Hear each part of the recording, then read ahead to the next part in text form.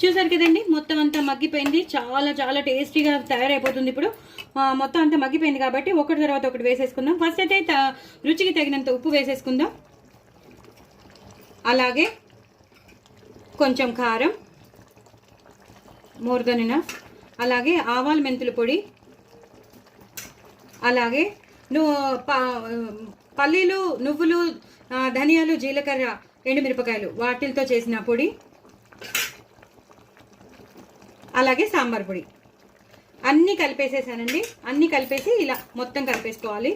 ఇటు సాంబార్ పొడి, అలాగే ధనియాలు, జీలకర్ర, నువ్వులు, పల్లీలు, ఎండుమిరపకాయలు ఆ పొడి, అలాగే ఉప్పు, కారం అన్నీ వేసేసాను. ఇప్పుడు హైలో పెట్టేసుకుంటానండి.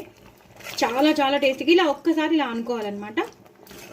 అనుకుంటే ఏమవుతుందంటే గుజ్జు గుజ్జుగా తయారవుతుంది. ఎప్పుడైతే మనకి గుజ్జు గుజ్జుగా తయారవుతుందో ఆ టమాటోలో ఉన్న పులుపు అంతా పట్టేస్తుంది. ఆల్రెడీ మనం ఆ టెంకలకు ఉన్నది అంతా మనం వేసేసాం. సో ఒక్కసారి మరిగిపోతుందండి. ఇదే టైంలో ఇంకా అన్నీ వేసేసాం కాబట్టి కూర అయిపోయినట్టండి. ఆల్మోస్ట్ మొత్తం అయిపోయింది. లాస్ట్లో కరివేపాకు, అలాగే కొత్తిమీర. ఎక్కువ కొత్తిమీర వేసుకోవాలి, చాలా తక్కువ వేసుకోవద్దు. ఎక్కువ కొత్తిమీర తెప్పించుకుని మరీ వేసుకోండి. అప్పుడు ఈ కూరలో వేసుకోండి. చాలా చాలా బాగుంటుంది. చపాతీలోకి బాగుంటుంది, పూరీలోకి బాగుంటుంది, అన్నంలో అయితే ఇంకా చెప్పక్కర్లేదు. 1-2 సార్లు తినేస్తారు, కడుపు నిండిపోతుంది, అంత బాగుంటుంది. వెయిట్ లాస్కి అయితే చాలా చాలా మంచి కూర, డైజెషన్కి మంచిది. విటమిన్ సి ఉంటుంది దోసకాయలో. సో అన్ని విటమిన్స్ ఉన్న కూర, చాలా టేస్టీగా ఉండే కూర కూడా. పెద్దవాళ్ళకి చిన్నవాళ్ళకి అందరూ ఇష్టపడతారు. సో నా ఛానల్ సబ్స్క్రైబ్ చేసుకోండి, సపోర్ట్ చేయండి. మరిన్ని రెసిపీస్తో మీ ముందు ఉంటానండి.